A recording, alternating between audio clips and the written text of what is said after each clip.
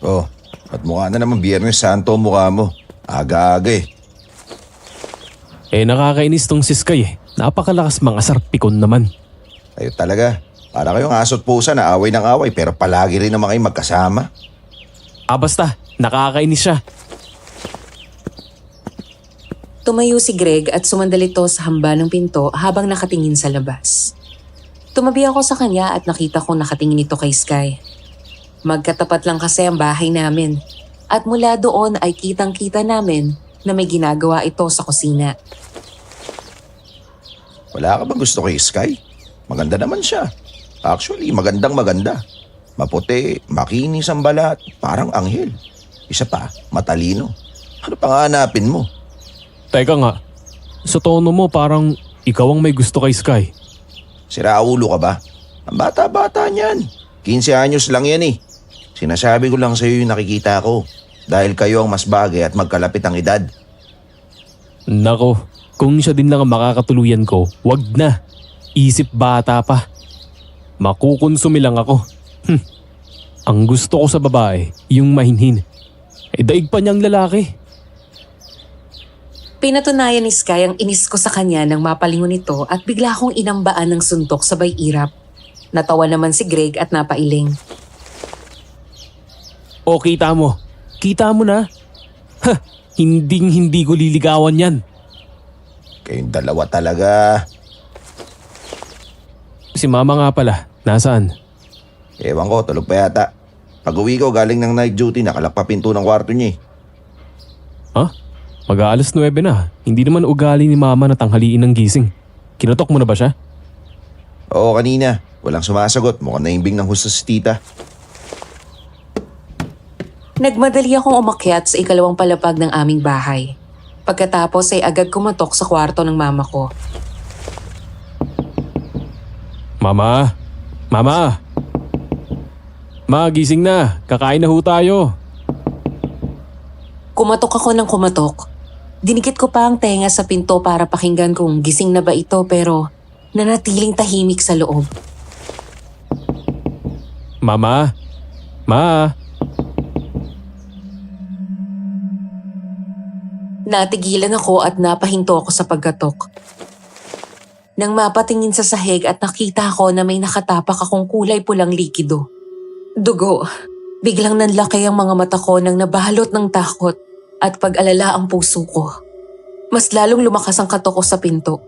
Halos sirain ko ang doorknob habang sinisipa at binabalya ang pinto at wala akong tigil sa kakasigaw. Mama! Ma! Buksan mo tong pinto! Buksan mo to! Anong nangyari sa'yo, ma? Greg! Si Mama! Nagmadaling umakyat si Greg at gulat ang mukha nito at puno ng pagtataka. Ano nangyari? May dugo sa sahig galing sa loob ng kwarto ni Mama. Baka kung anong nangyari kay Mama. Tabi dyan! Bumuelo si Greg at sinipa ng malakas ang pinto ng 3 beses bago tuluyan iyong bumukas. Mama! Tita! Bigla kaming natigilan ng tumambad sa amin.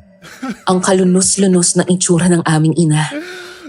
Isang malamig na bangkay na ito habang nakahiga sa sahig at naliligo sa sariling dugo at wakwak ang tiyan. Mama!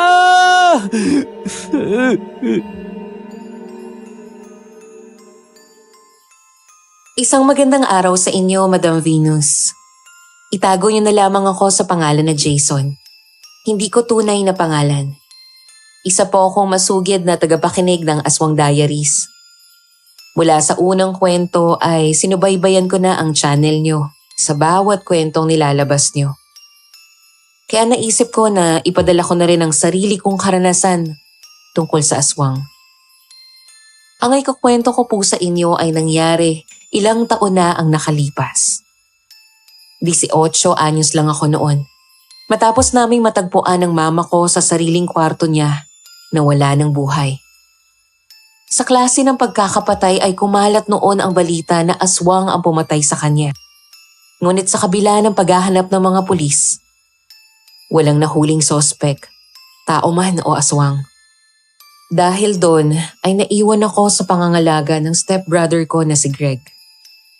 Lumipas ang panahon na hindi nabibigyan ng hustisya ang pagkamatay ng mama ko. Hanggang ang babaeng kinainisan ko noon ay siya palang unang magiging karamay ko sa lahat. Mula nang mawala si mama ay hindi na ako iniwan ni Sky. Ang kababata at kaibigan ko na palagi ko ring kaaway noon. Nang mag-aaral kami sa Maynila ng kolehiyo, doon nabuo ang espesyal na pagtitinginan namin. Hanggang sa naging opisyal ang aming relasyon. Makalipas ang 4 na taon ay nagdesisyon ako na alokin siya ng kasal. Ganun na lang ang saya ko nung tanggapin niya yon. Sa pagbalik namin sa aming probinsya, hindi ko akalain na muling guguluhin ng aswang ang buhay namin. Ngunit sa pagkakataon na yon, ang naging biktima ay si Sky.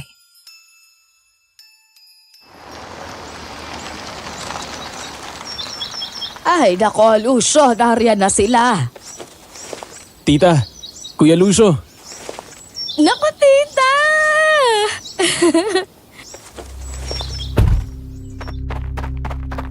Nagmadali kami ni Sky na bumaba ng kotse. Tumakbo ito palapit sa tiyahe na nagsilbing ikalawang magulang ng magkapatid na Sky at Lucio. Saka yumakap ng mahigpit. Gaya ko ay ulila na ang pareho sa magulang ang mga ito. Naunang nawala ang ama at namatay naman sa panganak kay Sky ang ina nito. Kaya mula noon ay si Tita Marta na ang naging ama at ina sa dalawa.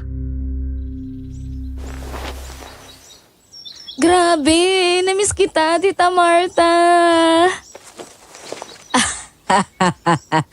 Ako rin, iha. Aba, miss na kita.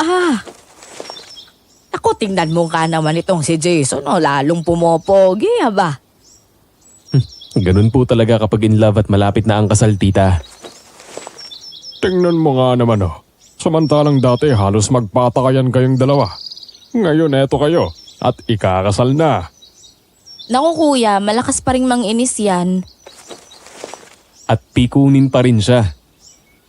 O siya, tama na yan. Pumasok na kayo sa loob para makapagpahinga. Pagod kayo sa mahabang biyahe. Tita, sasaglit lang po ako sa bahay. Magpapakita ako kay Greg. Ayaw nga pala.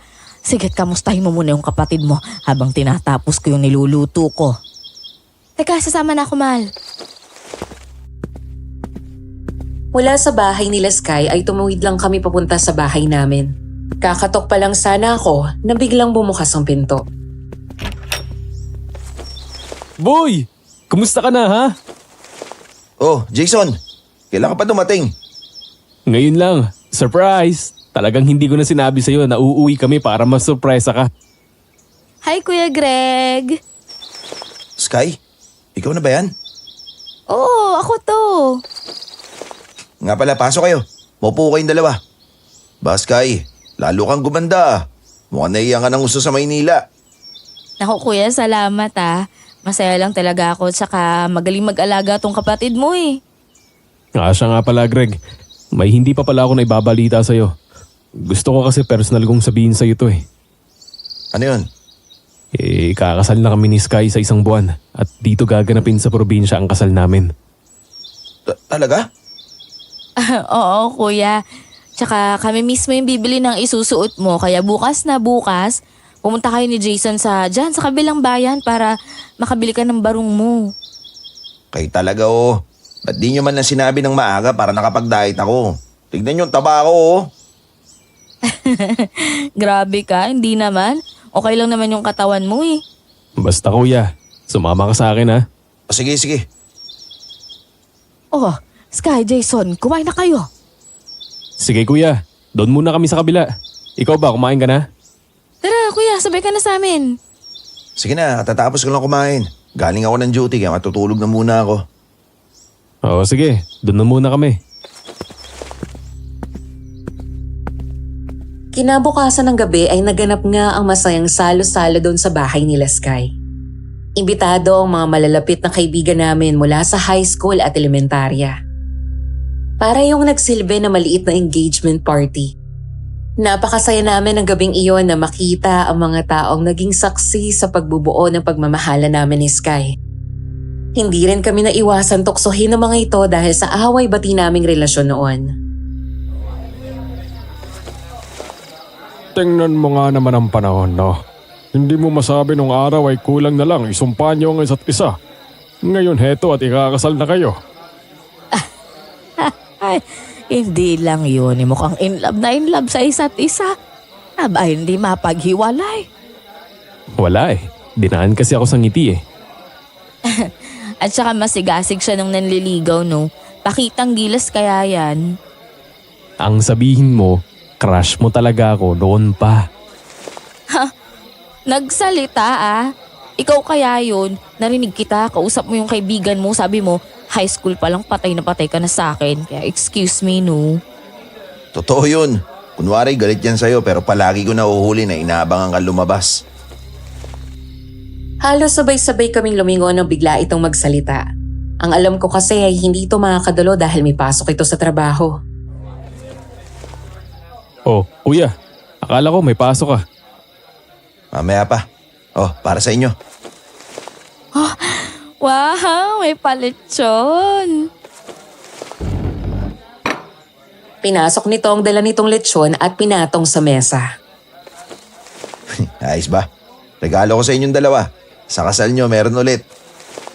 Salamat, Greg. Ay nako, ikaw talaga. Kahit kailan hindi mo tinawag na kuya si Kuya Greg. Eh, doon ako nasanay eh. Okay lang yun. Kahit naman noon pa bago magpakasal si tatay at tita noon, Greg lang ang tawag sa akin yan. Sige na kuya, kain ka na dyan. Basta guys, maraming salamat sa pagpunta nyo dito. Aasahan namin kayo sa kasal namin ha. Ngumiti kami ni Sky sa isa't isa at hinalikan ko ito sa pisngi. Eh kung ganun magsikay na tayong lahat at mukhang masarap itong lechon. Ayon kay Sky, habang abalang-abala ko sa pag-estima sa ilang bisita namin, ay tinulungan naman siya ni Greg na mag-asikaso ng pagkain. O, kumusta na ang future ng ipag ko? Mukhang paganda ka ng paganda ngayon ha. Samantalang dati, neneng-nenay ka pa. Salamat kuya. Ganun yata pagka magaling mag-alaga eh. Napakaswerte ng kapatid ko na natagpuan niya ang isang babaeng kagaya mo. Si kuya talaga, kumakapangbola naman.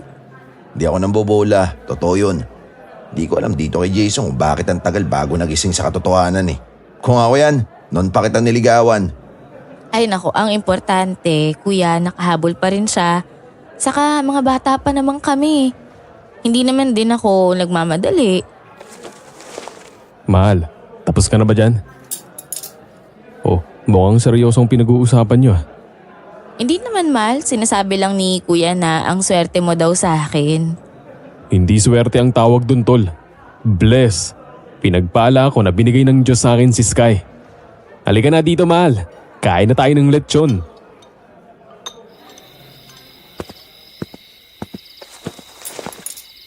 Oh, tita. Tulog na po kayo.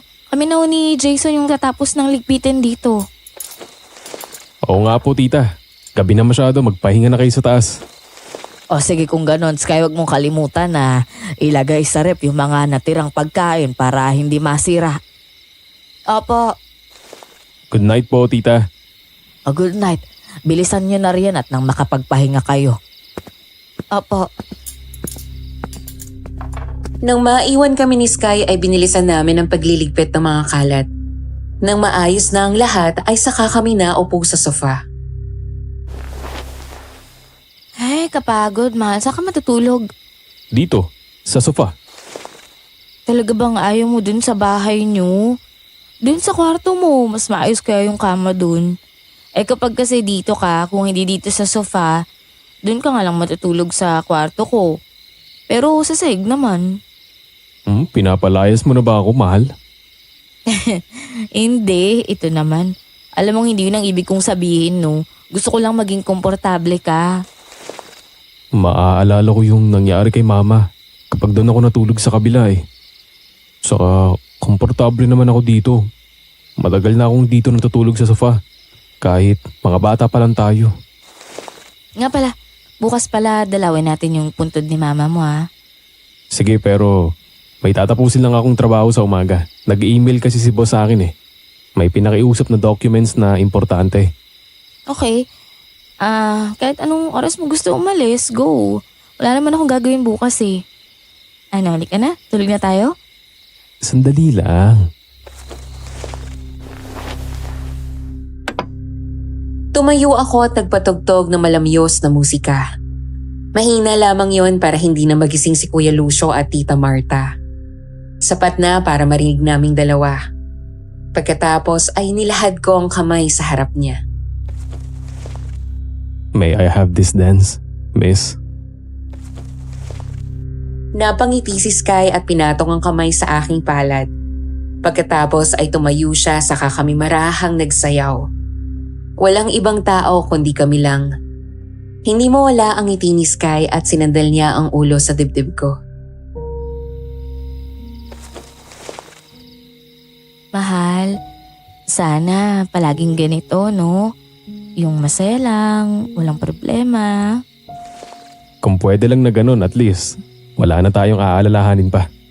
Pero dahil imposible naman yun, pinapangako ko sa'yo na kahit anong mangyari, kahit ano pang pagdaanan natin, hindi ako bibitaw sa'yo. Ipaglalaban kita dahil ikaw ang regalo ng Diyos sa akin. Ako rin, hindi ako bibitaw. Promise? I promise. Habang tila sarili namin ang mundo at nagsasayaw kami sa gitna ng sala, bigla akong napansin na natigilan si Sky at parang naging balisa ito. Mahal, okay ka lang ba? Wala ka bang nararamdaman, mahal?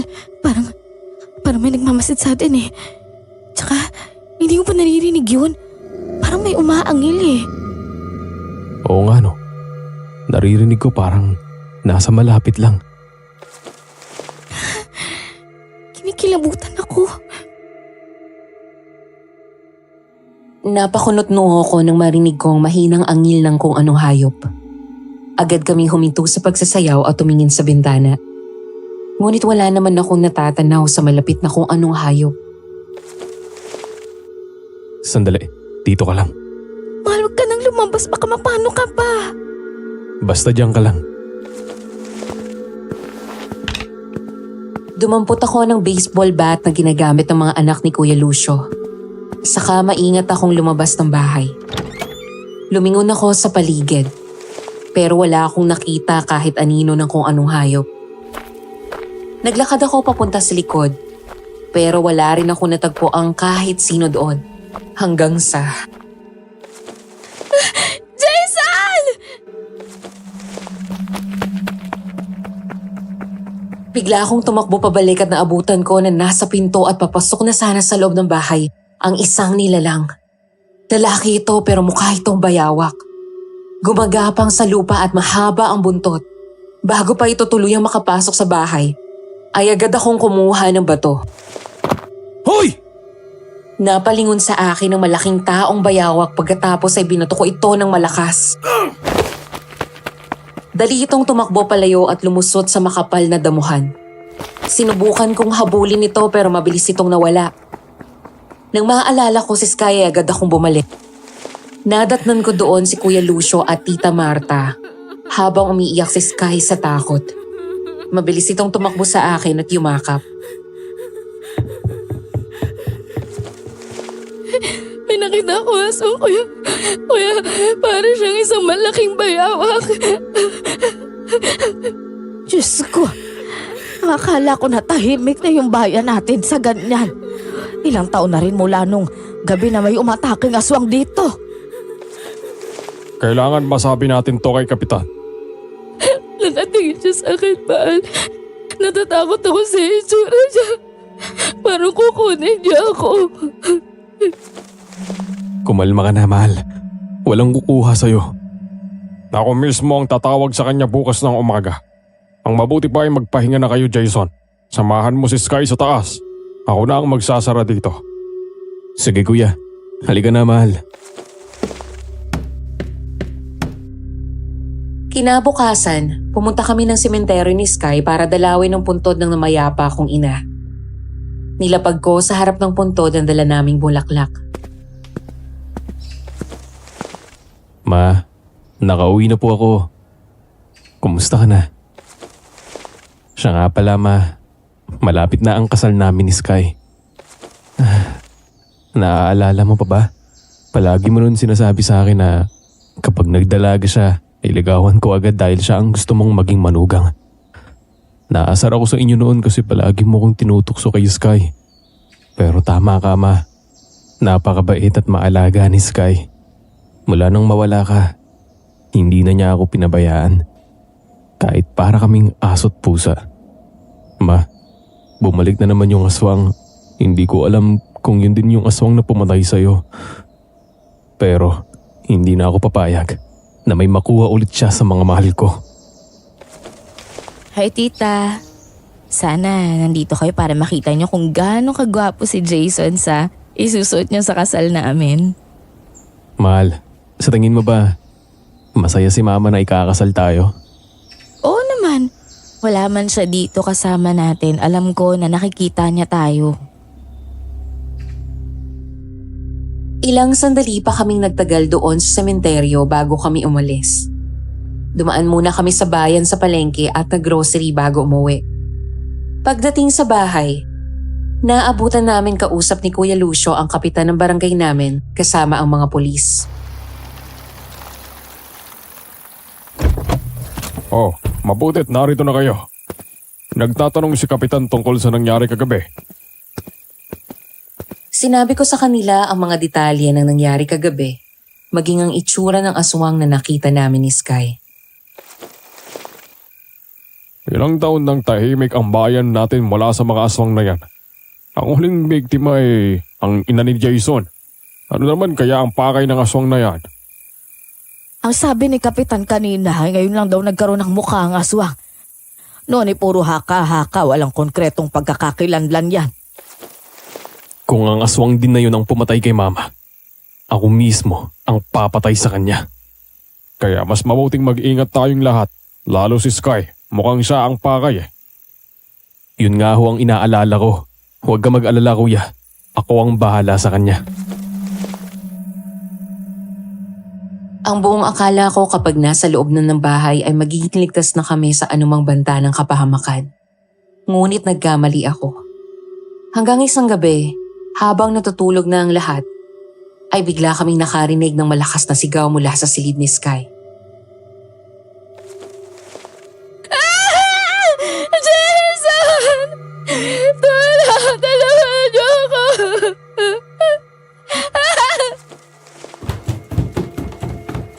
Halos mahulog ako sa sofa ng maalimpungatan at napatakbo paakyat.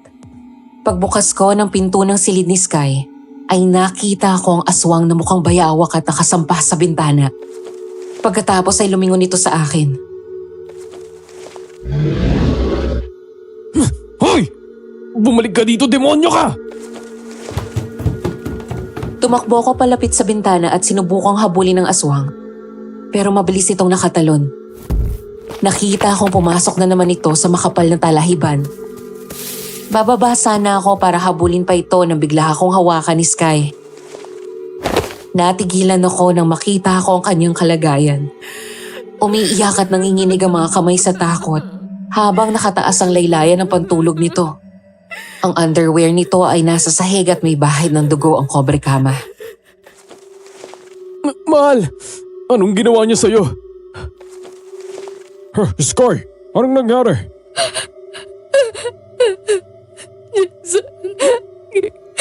Ginasal ako.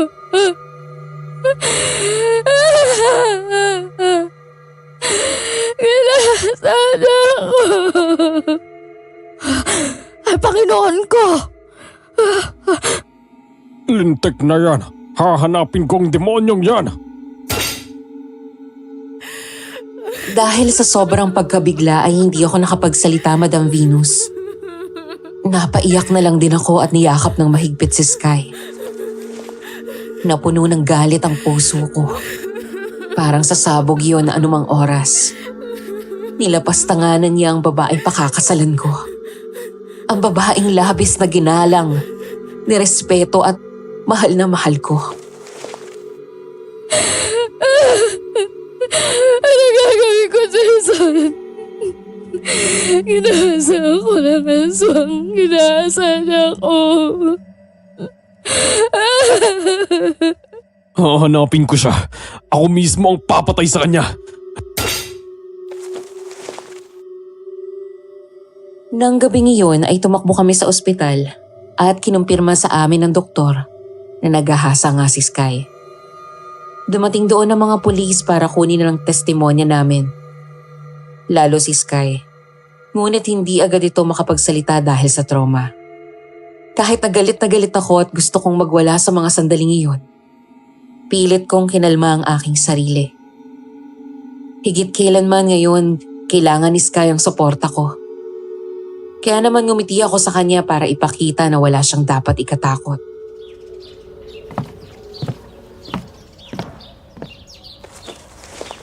Mahal, alam kong mahirap para sa'yo na balikan ang mga nangyari.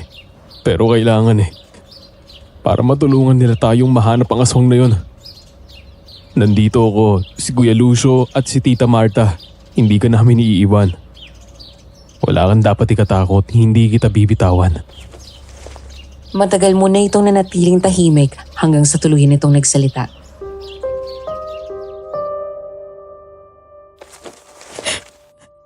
Hindi ko na alam kung anong oras yun.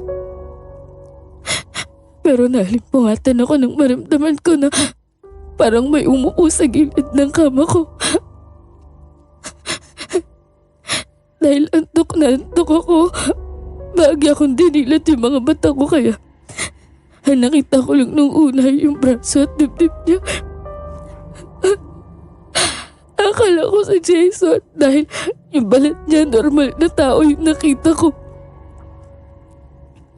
Nang umangat yung tingit ko, tsaka may kung ano siya tinakip sa mata ko kaya hindi ko nakita yung itsura niya bilang tao. At tinakpa din yung bibig ko kaya hindi ko nakasigaw.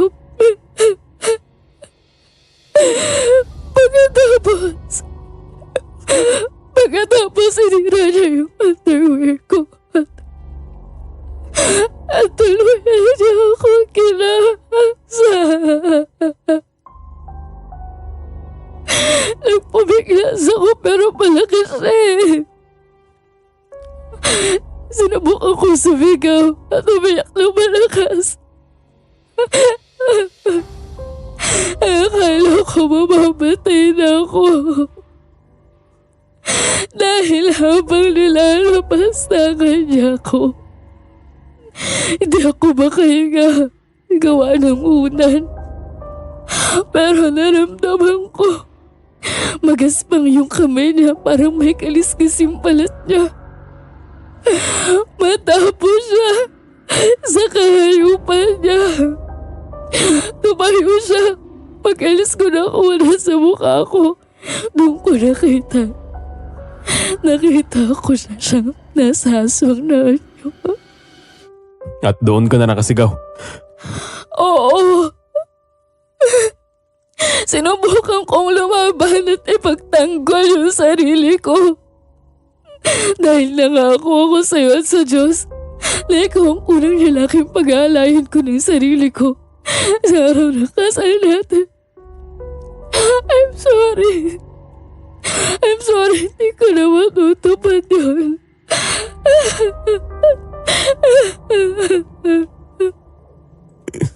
Wala akong pakialam, mahal. Hindi yun ang dahilan kaya kita papakasalan. Walang magbabago sa akin sa pagmamahal ko sa'yo. Bibigyan natin ng hustisya ang ginawa niya sa'yo. Hindi ako titigil hanggat hindi ko siya napapatay. Hindi. Ako ang maghihigante. Ako ang nilapastangan niya. Kaya ako ang papatay sa kanya. Anak, alam kong galit ka, pero huminahon ka muna. May isa lang akong pakiusap. Sana dito malaman ng mga tao. Ayokong malaman nila yung nangyari sa akin. Ayokong maging katawa-tawa sa mata ng karamihan. Ano na lang sasabihin nila pag nalaman nilang ginahasa ng aswang yung gaya ko na ikakasal na?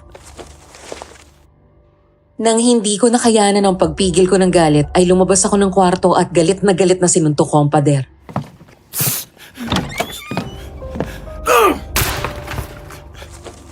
Mahal, I'm so sorry. Doon ako lumingon at nakita kong nasa likod ko na si Sky. Umiiyak na yumakap ako sa kanya ng mahigpit.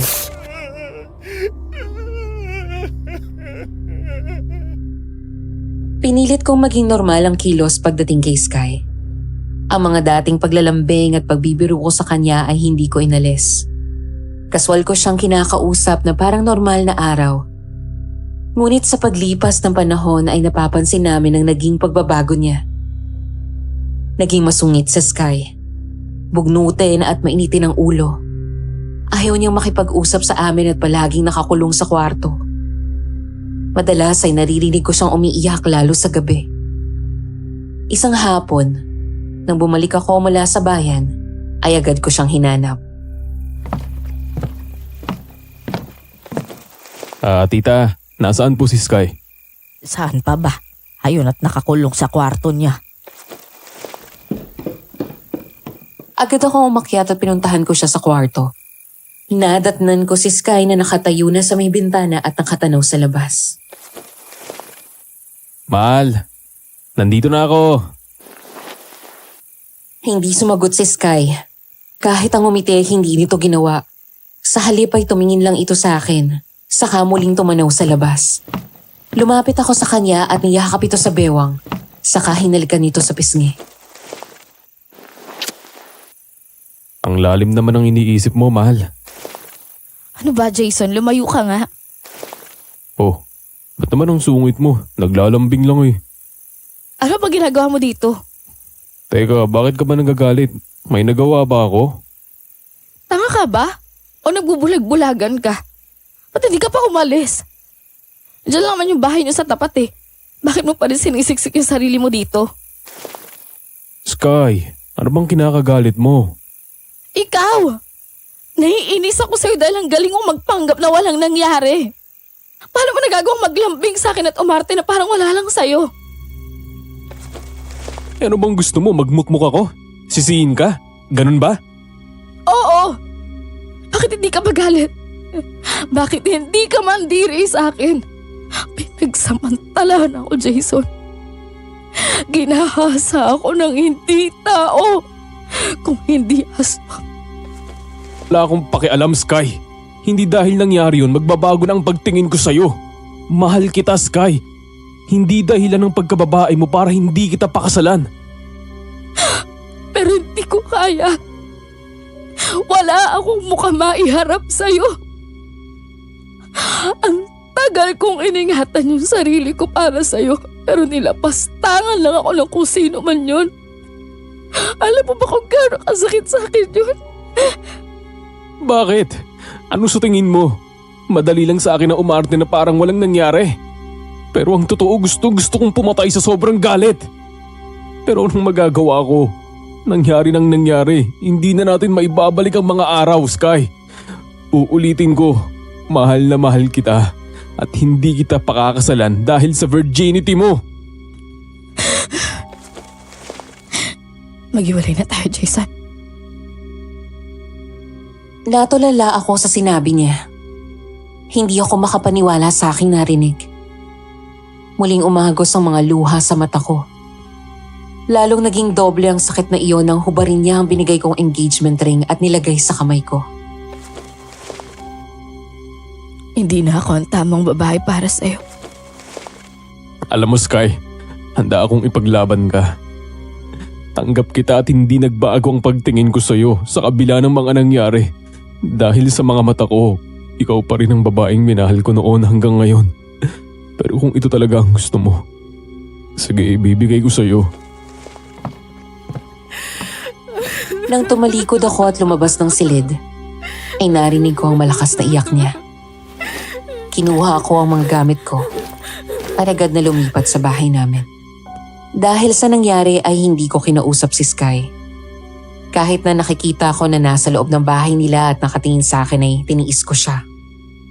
Hindi pa rin nagbabago ang nararamdaman ko. Mahal ko pa rin si Sky at desidido pa rin akong pakasalan siya. Pero gusto kong malaman niya ang halaga ko sa buhay niya. Dumating pa nga ako sa punto na pinagselos ko siya. Sadya akong pinapunta ang ibang kaibigan ko nung high school at pumuesto kami sa labas ng bahay para makita kami ni Sky. Ininuman, tawanan, kwentuhan. Habang nangyayari iyon ay katabi ko ang kaibigan kong tomboy. Bihis babae at hanggang balikat ang haba ng buhok at may itsura din ito. Sadyang hindi lang kami talo. Mabuti na lang din at pumayag ito na gamitin ko para pagsilosin si Sky. Pinapakita ako na palagi akong nakaakbay sa kaibigan ko. Nang pauwi na ang mga ito, ay siyang dating naman ni Greg.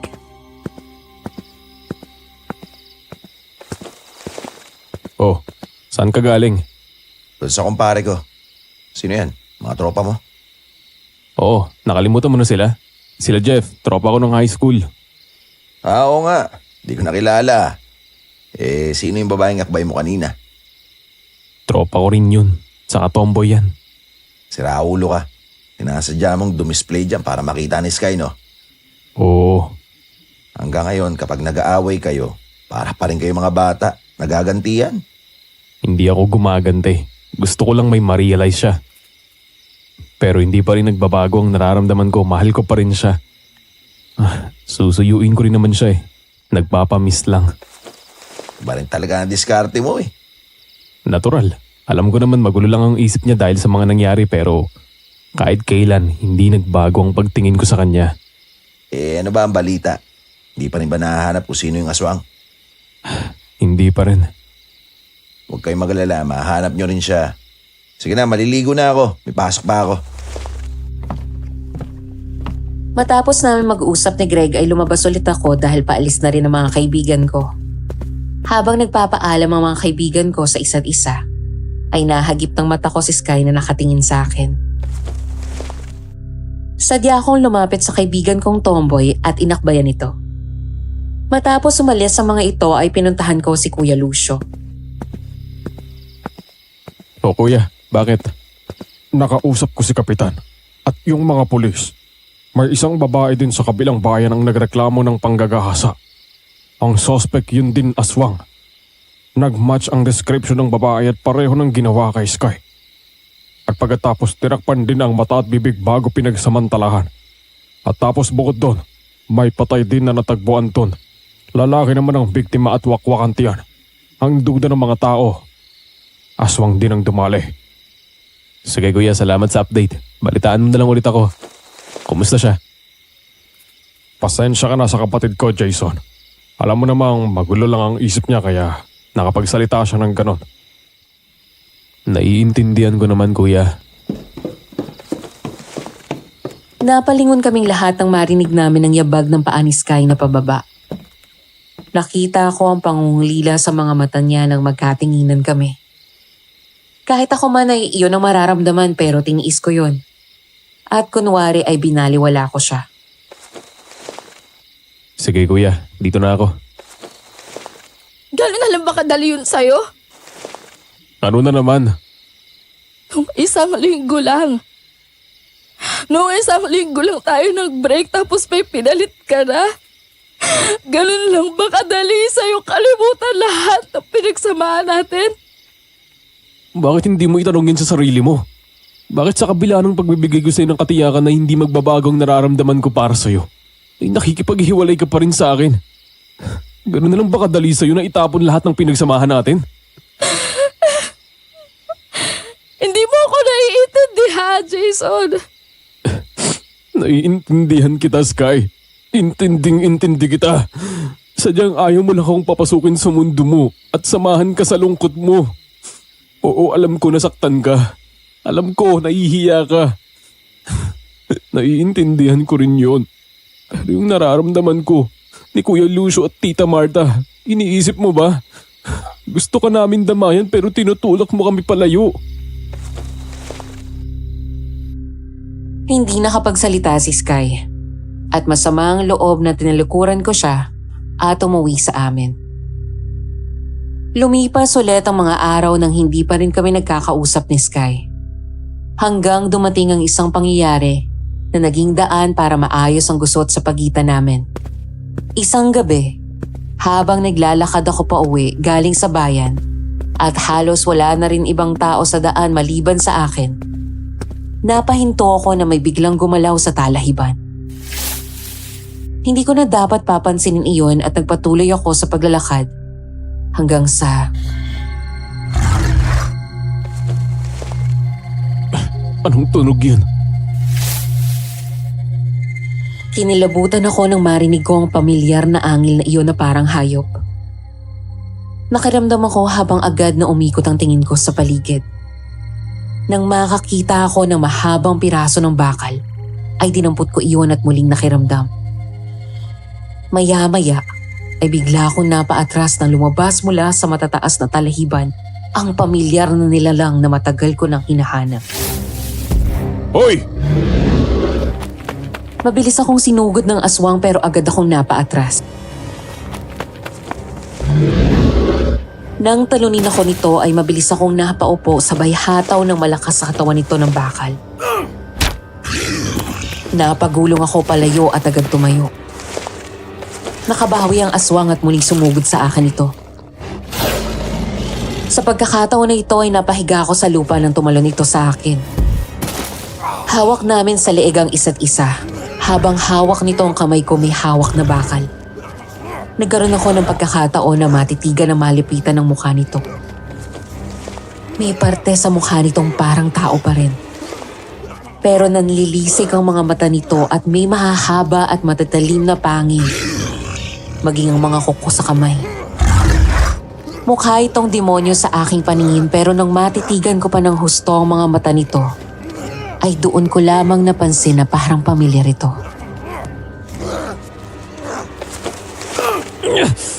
Kung sino ka mang demonyo ka, papatayin kita! Magbabayad ka sa ginawa mo kay Sky!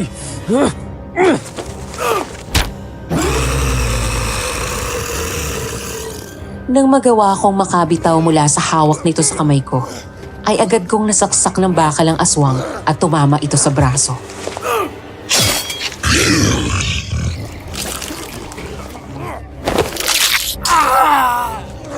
Napasigaw din ako nang makalmot ako nito sa dibdib at hagupitin ng malakas ng mahaba nitong buntot.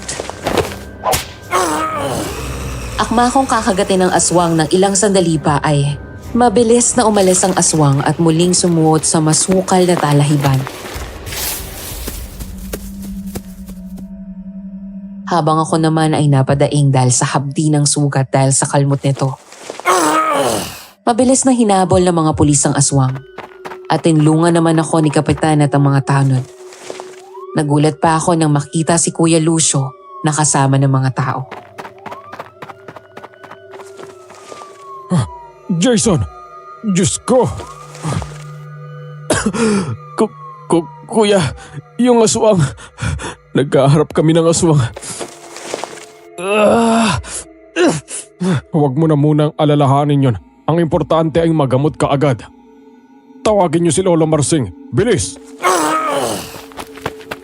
Binuhat ako ng mga tanod. At sa halip na dalhin ako sa ospital, ay dinala ako sa bahay nila Sky. Kitang-kita ko ang gulat sa mga mata niya nang makita ako. Jason? Kuya, anong nangyari sa kanya? Eto, nagkaharap sila ng aswang at nanlaban siya kaya nakalmot siya nito. Ano? Mahal? Mahal! Agad tumabi sa akin si Sky na umiiyak. Habang napapikit ako sa sakit at hapdi ng sugat sa dibdib ko.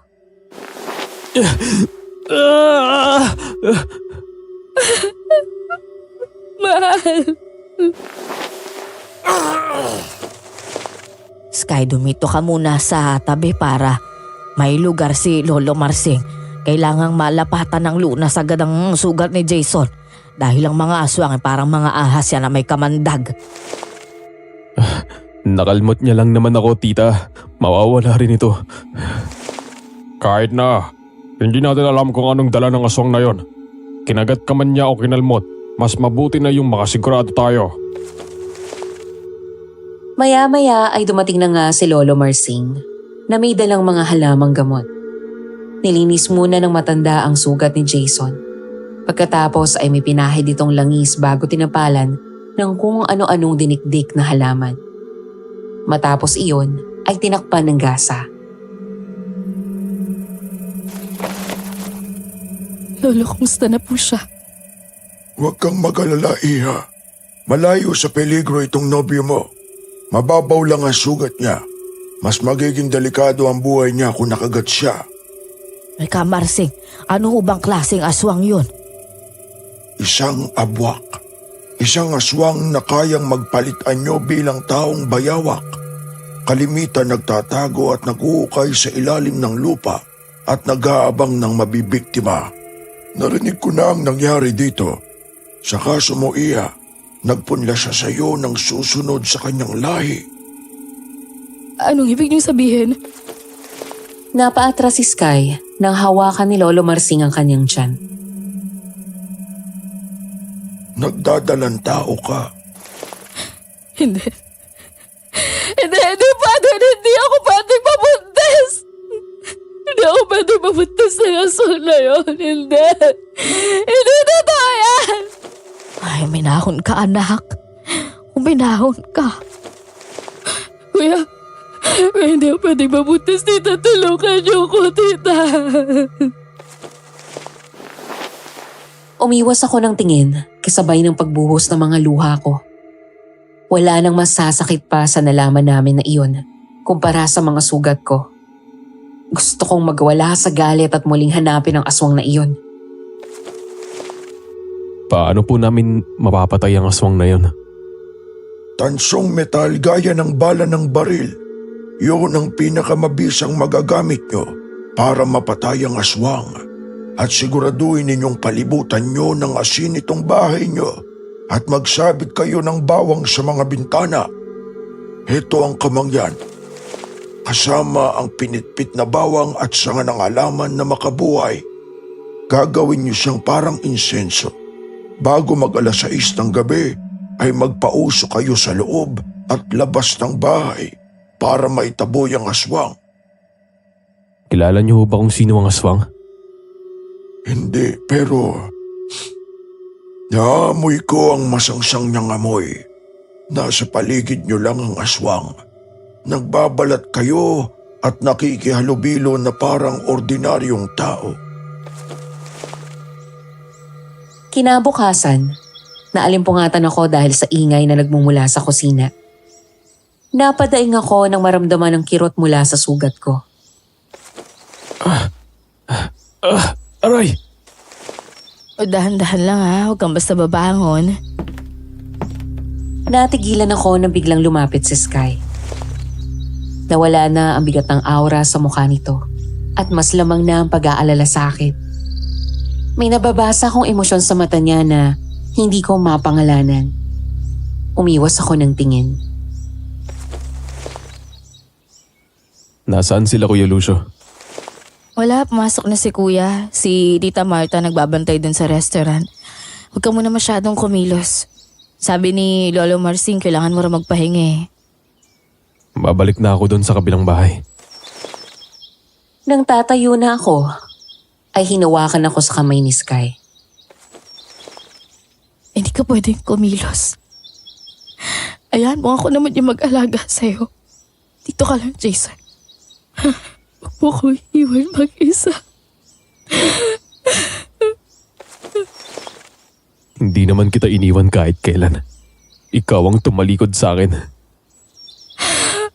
Sorry, mahal. I'm so sorry sa lahat ng sinabi ko sa'yo. Yung pagtataboy ko sa'yo. Ang gulo-gulo na yung isip ko. Hindi ko alam kung paano ko matatanggap lahat ng nangyari. Lalo ngayon na nakumpirma yung sinabi ni Lolo Marsing na buntis ako. Sky, sana pagkatiwalaan mo ako kapag sinabi ko na tanggap ko kung ano man ang nangyari sa'yo. Kaya kitang ipaglaban pero kailangan tulungan mo ko. Hindi pwedeng ako lang. Dalawa tayong lumaban sa aswang na yun. E di na ako. Magbumukmuk ngayon. Lalaban ako. Gaganti ako sa aswang na yun. Pero nakikiusap ako bumalik ka sa akin. Give me another chance. Dahil hindi ko pala kayang mawala ka. Jesus.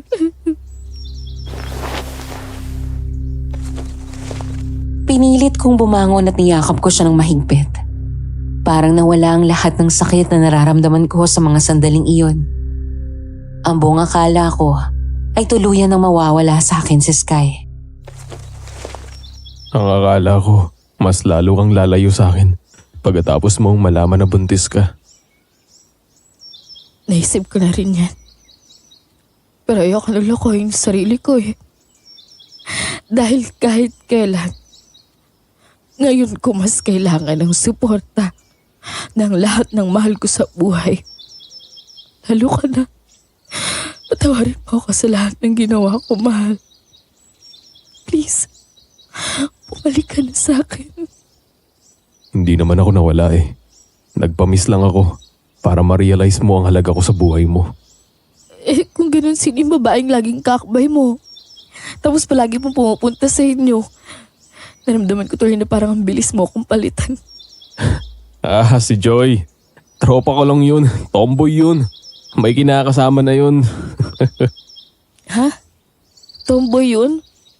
Oo, hindi kami talo. Ibig sabihin, sinadya mong ipakita sa akin na sweet ka sa kanya para pagselosin ako? Oo, ikaw kasi. Inaaway mo ko eh. Nakakainis ka naman eh. Ang buong akala ko talaga pinagpalit mo na ako eh. Pwede ba naman yun? Ikaw lang naman ang mahal ko. So walang iba? Wala. Ikaw lang. Napangiti ako sa gitna ng pagluha nang kunin ko ang engagement ring sa bulsa ko at isuot iyon sa kanya. Palagi itong nasa bulsa ko para sakaling magkaayos tayo. Maibabalik ko agad sa'yo. Ikaw pa rin ang babaeng gusto kong pakasalan. I love you, Jason. I love you too, Sky. So ano, tuloy na ang kasal? Oo, wala nang atrasan. Pero anong gagawin natin sa bata? Hinawakan ko ang kamay niya at hinalikan ng likod niyon. Mas maganda na kumonsulta tayo kay Lolo Marsing. Pero kung magdesisyon ko na ituloy yan, irerespeto ko. Tatanggapin ko siya na parang anak ko. Walang kinalaman ng bata sa kasalanan ng kanyang ama. Eh, paano kung aswang din to?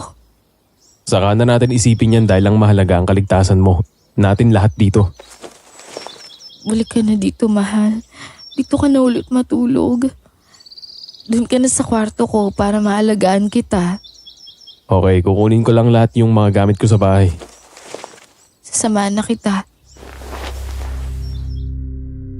Labis akong nakahinga ng maluwag ngayon. Nagkaayos na kami ni Sky. Mas lalo ako nabigyan ng dahilan para patayin ang aswang na iyon. Lumipas ang mga araw, nagsimulang makaranas ng morning sickness si Sky. Dahilan para mas lalo siyang malugmok at tila magalit sa mundo. Hindi niya matanggap ang batang pinagbubuntis niya. At madalas sa gabi ay naririnig ko siyang umiiyak. Maayos na ang relasyon namin. Pero hindi may iwasan na nagiging bugnutin siya.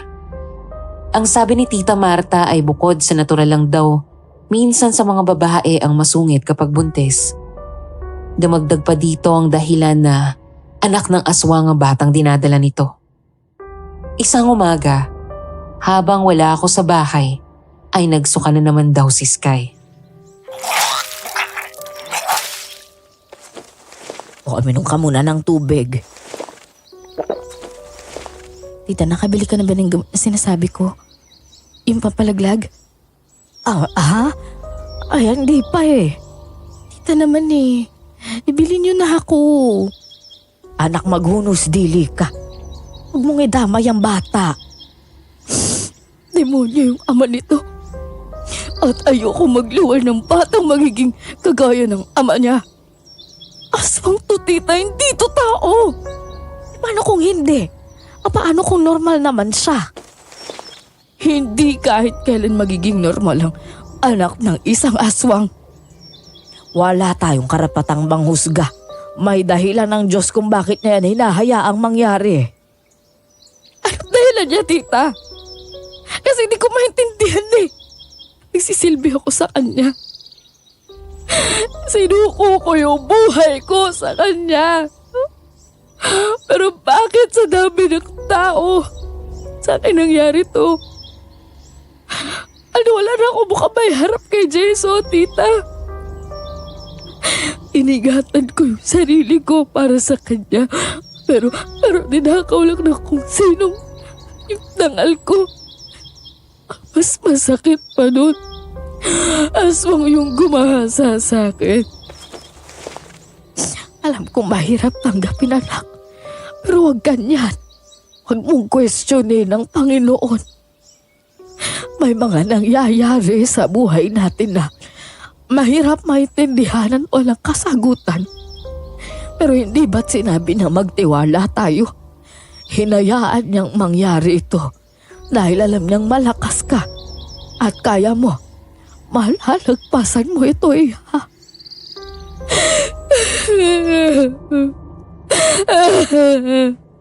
Ayoko na nito, tita. Hindi ko na kaya. Alam ko, anak. Alam ko. Pero isuko mo sa Diyos ang sitwasyon mo. Kung pakiramdam mo, bibigay ka na dahil walang mahirap sa Kanya. Siya rin ang mag-aalis sa'yo sa kinalalagyan mo. Basta ikaw, lumaban ka para sa inyo ni Jason.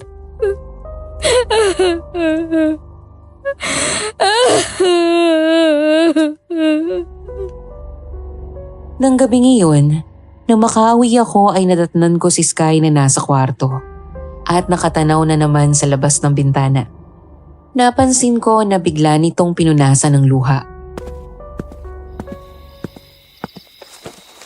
Mahal, okay ka lang? Oo, ayos lang. Kapahangin lang ako. Nakuha ko na pala yung wedding invitations natin. Kumuha ito ng isa at binasa iyon.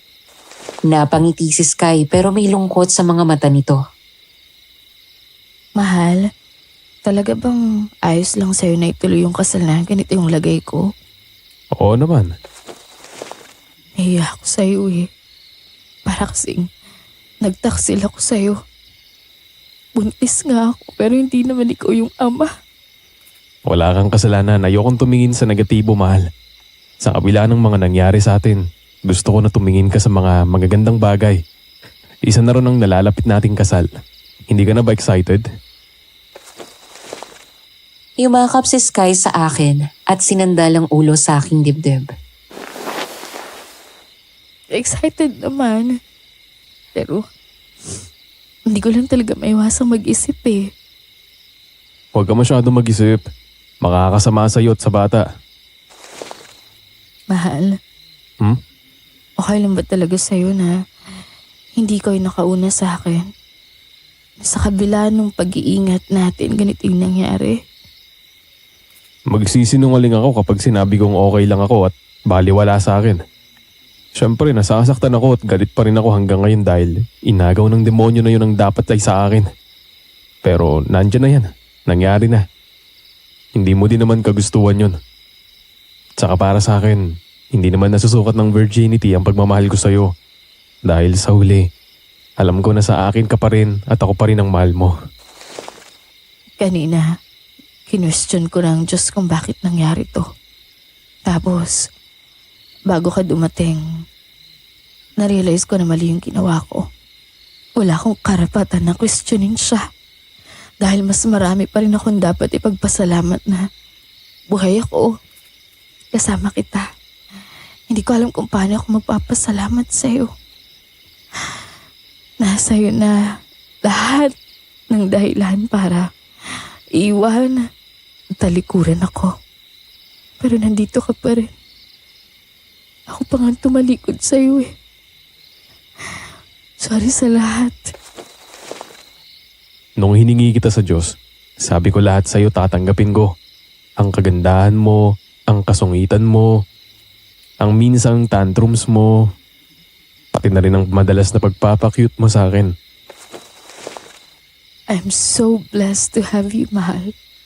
Mahal na mahal kita. Mahal na mahal din kita. Palalakihin natin ang bata na may takot sa Diyos. Aakuin ko na parang anak ko siya. Anak man siya ng aswang pero mas makapangyarihan ang Panginoon natin. Hindi mangyayari ang kinakatakutan mo.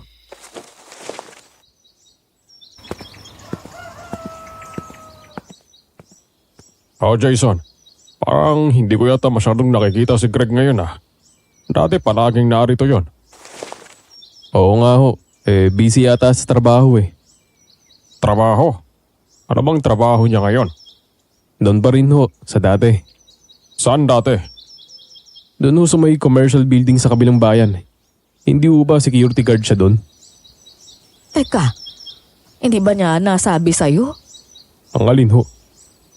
Matagal nang wala ron si Greg. Isang taon na siyang wala doon at tinanggal na ng management. Dahil may nakaaway at muntik niyang mapatay yung isang empleyado. Muntik pa ngang magkademandaan eh. Tapos bigla na lang umatras yung nagdemanda. Talaga ho? Akala ko naman alam mo. At ang akala ko ay mabago na siyang trabaho. Hindi po. Wala pong nababanggit sa akin si Greg.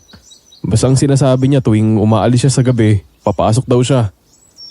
Kung hindi siya doon pumapasok, saan siya pumupunta tuwing gabi na umaalis siya? Baka naman may iba na siyang trabaho. Itatanong ko na lang po mamaya. Kamusta na ba yung sugat mo? Pagaling na po. Ilang araw na rin naman mula nung makasagupa ko yung aswang. Ready to fight na ulit. Ikaw Jason at mag-iingat ka lalo na't malapit na ang kasal niyo ni Sky. Huwag kang mag-alala kuya. Kaya ko ho ang sarili ko saka pumunta ako kay Lolo Marsing kahapon. Binigyan niya ako ng buntot pagi. Mabisa din daw panlaban to sa aswang. Siya nga pala, hindi ba nabanggit ni Kamarsing na tansong metal ang isa sa mabisang pangontra sa aswang? Nakita ko ito mula sa gamit ng tatay nitong si Lucio at Sky. Oo nga pala no. May tinatagong baril si tatay. Alam mo naman na dating sundalo yon. O ito pa, shotgun niya. Aba, nandito pa yung mga bala. Ayos. Para na tayong susugod sa gyera. May lisensya pa tong mga to. Saan nyo nahanap, tita? Doon sa bodega sa likod. Maya-maya ay napalingon ako sa labas nang makita ko na lumabas ng bahay si Greg. Dali akong sumilip sa pinto at tinawag ito. Greg! Uy! Liga dito. Palapit na ito pero napansin ko na bigla siyang natigilan. Habang gumagala sa paligid ng mga mata nito. Sandali lang, mamaya na. May gagawin pa pala ako sa loob. Oh, may tatanong lang ako, huy. Pero hindi na ako pinakinggan nito at nagmadaling pumasok na ng bahay. Nagtataka na lumabas ako at tiningnan ang bahay nila Sky mula doon. Wala namang kakaiba doon maliban sa mga nakasabit na bawang sa mga bintana at nakakalat na asin para pangontra. Anong nangyari dun? Nang hapon na iyon, ay saglit akong umuwi sa bahay para kunin ang ibang wedding invitations na naiwan ko sa kwarto ni Mama. Nang maya-maya ay biglang sumilip si Greg. Oh, buti nandiyan ka na. Pasensya ka na kanina ha. Naalala ko kasi may kausap ako sa phone. Importante yung tawag na yun eh. Ano ba yung sasabihin mo dapat? Wala naman. Napapansin kasi namin na hindi ka na masyadong pumupunta dun sa kabila. Busy lang sa trabaho.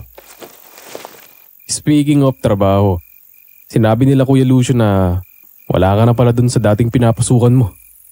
Akala ko dun ka pa rin. Natanggal ka daw dun ah.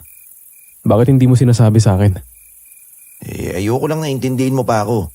Nakahanap naman na ako ng ibang mapapasukan eh. Maliit nga lang na kumpanya pero ayos na rin. Ay, sa susunod huwag kang mahihiya. Magkapatid tayo. Sino pa bang magtutulungan kung hindi tayo din? Salamat, Jason ha. Kumusta pala doon sa kabila? Si Sky, kumusta na? Ngayon, nalaman namin na buntis siya. Ang ama ay yung aswang na gumahasa sa kanya. Ano? Sigurado ka? Oo, kaya lalo siyang na-depress. Paano yan? Di talagang hindi na matutuloy ang kasal nyo. Hindi ko pa pala nababalita sa'yo. Okay na kami, Greg. Nag-aayos na kami ni Sky. Humingi siya ng sorry sa pagtataboy niya sa akin. Mahal na mahal ko siya, tanggap ko kung ano man ang kalagayan niya ngayon. Handa akong maging ama ng anak niya. Sira ulo ka ba? Anak ng iba, akuin mo. Tapos aswang pa. Wala akong pakialam, kahit ano pa ang ama ng batang yun. Hindi ko alam kung tanga ka o sadyang martir. Nagtiis ka ng walang nangyayari sa inyo. Ni hindi mo mahalikan sa labi. Tapos mauunahan ka ng iba at aswang pa. Nako, nabuntis na. Tapos makakasalan mo pa rin. Ano yun? Sasaluin mo yung tira-tira ng aswang? Kanya ka baka desperado? Nagpantig ang tenga ko sa narinig ko. Bigla akong binitawan ng paper bag at sinuntok ito ng malakas sa mukha. Tarantado! Ba't mo ginawa yun? Hindi tira-tira si Sky! At mas lalong hindi niya kagustuhan ang nangyari sa kanya. Sa lahat ng tao, ikaw pa talaga ang magsasalita ng ganyan sa kanya? Anong klase ka? Ang iniisip ko lang ay kung ano makakabuti para sa'yo. Mas alam ko ang makakabuti para sa akin. Kaya huwag kang makikialam sa buhay ko. Hindi ko kailangan ng taong mababa ang tingin sa babaeng mapapangasawa ko. Itong tatandaan mo, huwag na huwag kang pupunta sa kasal ko.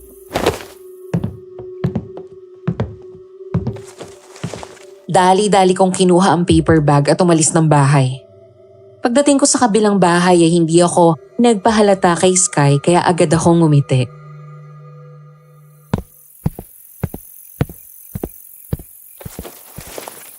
Nakuha mo na, mahal? Oo, nandito na. Bukas na bukas ipapadala ko to. Nakita mo yung dala kong mga prutas?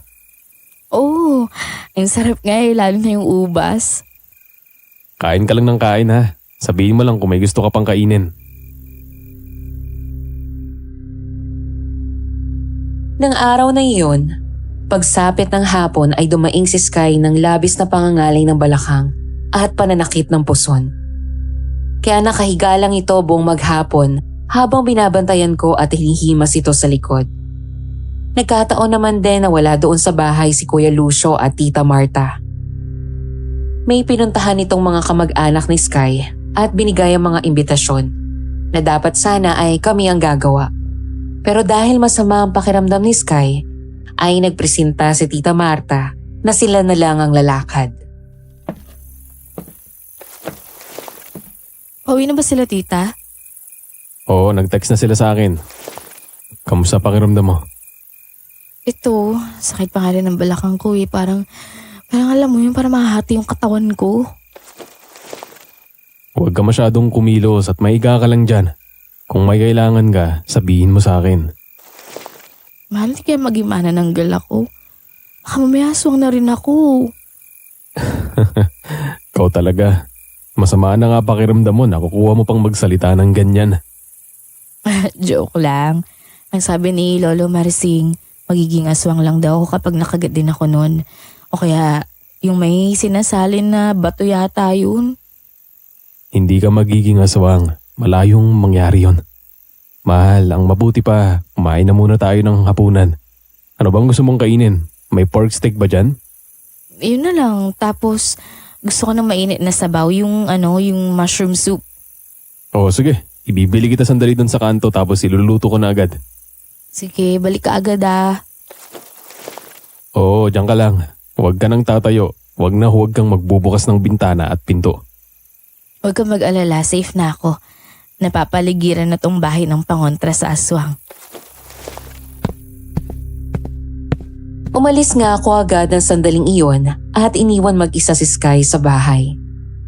Panatag naman din ako dahil nga sa mga asin, insenso at mga bawang na nakapaligid sa bahay. Ayon kay Sky, Napilitan siyang tumayo ng kama at bumaba sa sala nang marinig niya si Greg mula sa labas at paulit-ulit siyang tinatawag. Sky! Sky! Binuksan ni Sky ang pinto at nakitang nakatayo sa di kalayuan si Greg. Oh, Kuya Greg. Ano ginagawa mo dyan? Nagpapaulan ka. Basang-basa ka na. Masok ka dito sa loob. Hindi pwede. Pwede ba kitang kausapin? Kahit dito na lang sa labas. Bakit? May problema ba? Nagtalo kasi kami ni Jason kanina. Sige kuya, sandali kukuha ako ng payong. Kumuha ng payong si Sky at lumabas ng bahay. Saka pinayungan pa daw nito si Greg. Anong problema kuya? Huwag ka magpapakasal kay Jason. Nagulat si Sky sa sinabing iyon ni Greg. Hinawakan pa daw siya nito sa magkabilang braso. Ano? Bakit hindi? Basta hindi ka dapat magpakasal sa kanya. Ako, nakanda ako magpakasal sa'yo at maging ama ng anak mo.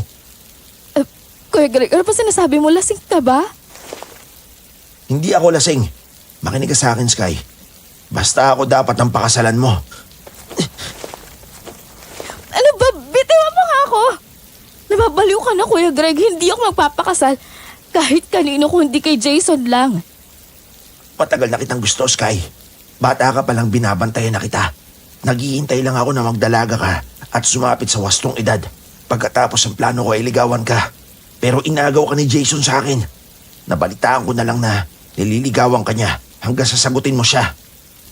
Pasensya ka na kuya pero hindi higit sa pagiging nakakatandang kapatid ng tingin ko sa'yo. Hindi mo naiintindihan. Ako lang ang kailangan mong pakasalan.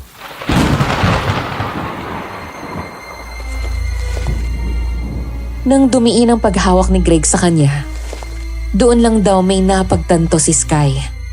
Ang pakiramdam ng balat nito na parang magaspang at may kaliskis. Maging ang diin ang pagkakahawak nito sa kanya. Pamilyar lahat iyon kay Sky. Hinding-hindi daw niya makakalimutan ang pakiramdam na iyon dahil ganun ang nararamdaman niya mula sa aswang na gumahasa sa kanya. Biglang pumigla si Sky at tumakbong palayo kay Greg.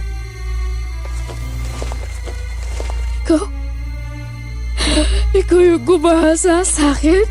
Ikaw yung aswang! Malapit na ako sa bahay nang makita ko na nasa labas si Sky at kausap si Greg. Agad akong tumakbo palapit dahil sa pag-aalala sa kalagayan nito. Ngunit bigla akong napahinto sa narinig kong binulalas ni Sky.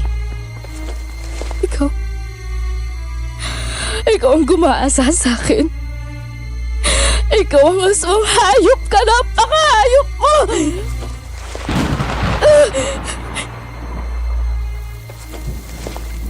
Daig ko pa ang tinamaan ng kidlat sa aking narinig. Kasing lakas ng kulog ang katotohanan na sumabog sa aking harapan. Kasing talim ng kidlat ang sakit at galit na nararamdaman dahil sa pagtatraidor ng taong tinuring kong pamilya at kaibigan. Bigla ay naalala ko ang sinabi ni Lolo Marcin. Tama siya. Nasa malapit lang nga ang aswang. Dahil ito ang mismong sarili kong kapatid. Binitawan ko ang hawak ko sa kagalit na sinugod si Greg at sinuntok ito ng malakas. Jason! Hayop ka! Demonyo ka! Pati ang babaeng mahal ko, binaboy mo! Huwag kang makialam dito, Jason. Anak ko ang dinadala ni Sky. Kaya ako ang may karapatan na magpakasal sa kanya. Hindi ko ibibigay sa'yo si Sky, demonyo ka! Ayokong saktan ka. Kaya huwag mo akong hamunin. Hindi ako natatakot sa'yo. Tama na Jason, baka masaktan ka lang. Pumasok ka na sa loob. Ako nang bahala dito.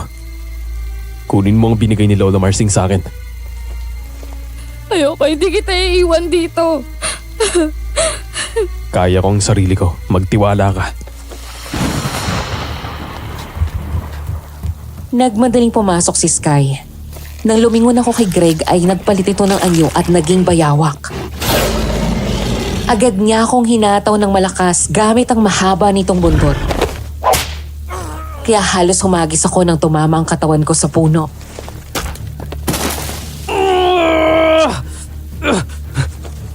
Kahit masakit ang katawan, ay pilit kong bumahangon agad at tumakbo papunta sa gilid ng bahay. Kinuha ko ang bakal na ginamit ko nung una kaming magkaharap. Nang sumugod sa akin ang aswang ay agad ko siyang sinalubong at hinataw ng malakas gamit ang bakal na iyon. Pagkatapos ay mabilis kong sinundan ng pagsaksak sa dibdib nito.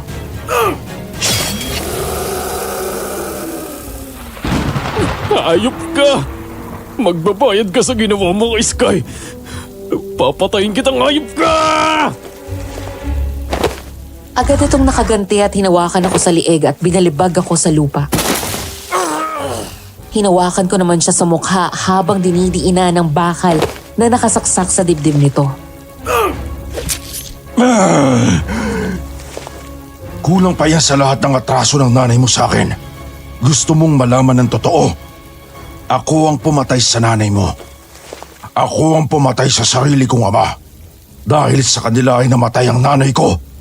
Bata pa lang ako ay nakatira kami sa kabilang bayan.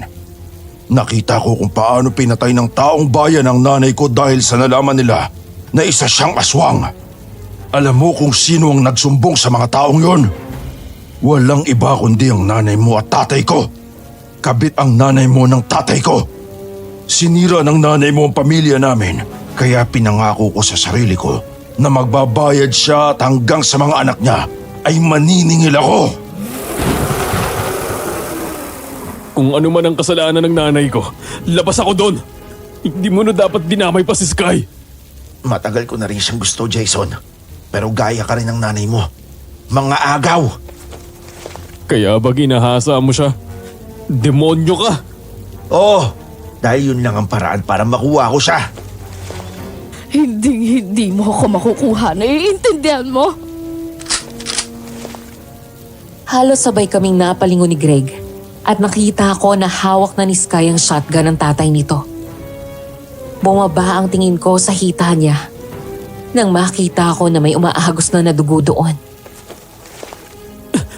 Sky! Bitiwan mo si Jason at wag na wag mo siya sasaktan! Sumunod si Greg at dahang-dahang lumayo sa akin. Umakyat ito sa puno at parang tuko na kumahapit sa katawan yon. Hindi mo ko kayang saktan, Sky. Kilala kita. Mabait ka at hindi mo kayang manakit ng kapwa mo. Kapag sumama ka sa akin, mabubuhay ka ng napakatagal. Ako, ikaw, at ang magiging anak natin. Ibibigay ko sa iyo ang karangyaan na hindi kayang ibigay sa iyo ni Jason. Tama ka. Hindi ko nga kayang manakit ng kapwa ko. Pero nakalimutan mong hindi ka namin kauri. Hindi ka tao. Sa impyerno ka galing. Kaya kaya kitang patayin. At anak ko lang to. Sa amin ni Jason. At hindi siya magiging aswang na gaya mo. Nang biglang tumalon si Greg papunta kay Sky, ay bigla nitong kinasang baril. Bigla akong napatungo sa lupa matapos baril ni Sky ng 3 beses si Greg gamit ang shotgun. Makalipas ang ilang sandali ay bumagsak sa lupa ang aswang. Mabilis akong tumayo at tumakbo palapit kay Sky. Eksakto naman na nawalan ito ng balanse at bumagsak. Mabuti na lang at agad ko itong nasalo. Sky, umahagos ang dugo sa'yo. Yung baby ko. Jason. Jason, yung baby ko. Kung kailan tanggap na ni Sky ang kanyang anak, sa kasamaang palad ay nawala naman ito. Matapos mapatay ang aswang ay agad kong dinala sa ospital si Sky. Nagulat daw si Kuya Lucio at Tita Marta nang madatna ng mga ito na wala ng buhay ang aswang. Sa tulong ng mga kapitbahay na naging saksi pala sa nangyaring gulo, tinawag ng mga ito ang mga pulis at sila na ang nagsalaysay sa nangyari. Samantala, nakunan si Sky ng gabing iyon. Ayon sa doktor, ay mahina ang kapit ng bata. Nakadagdag pa ang epekto ng matinding stress dahil sa trauma nito bunga ng panggagahasa ng aswang. Hindi rin naman nagtagal ay nakalabas na rin siya sa ospital. Okay ka lang? Oo, okay lang. Hindi ka na malungkot? Medyo. Pero magiging okay din ako. Mabuti na rin siguro na ganun yung nangyari. Oo, tanggap ko na siya. At nakitunan ko ng mahalin yung baby ko. Pero okay na rin siguro na hindi siya nabuhay dahil alam na ng lahat na nabuntis ako ng aso. Ayoko mag-isna ng bata ay malupit na mundo. Pero hanggang ngayon, mahal, naguguluhan ako. Hindi ko maintindihan kung bakit nangyari lahat ng to eh. May mga bagay na hindi na natin kayang bigyan ng kasagutan. At tanging Diyos lang ang nakakaalam. Ang mahalaga, hindi niya tayo pinabayaan. Ikaw, okay ka lang ba? Katapos ng mga nalaman mo tungkol sa pagkamatay ng mama mo at yung katotohanan na si Greg pala yung aswang na pumatay sa kanya. Ang totoo, nakahinga ako ng maluwag kasi nabigyan ng hustisyang pagkamatay ni mama. Maraming salamat sa'yo. Kung hindi ka naging matapang ng gabing yun, hindi mapapatay ang aswang na yun. Sabi ko naman sa inyo, di ba? Gaganti ako. Ako ang magbibigay ng hustisya sa sarili ko. Nakakatakot ka pala magalit, mahal. Baka mamaya, ma-shotgun ako. Kaya ikaw, huwag kang lolokol-lokol dyan ha.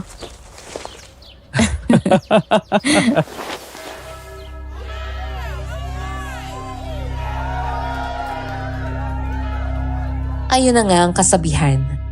Sa hinaba-haba man ng prosesyon, sa simbahan pa rin ang tuloy.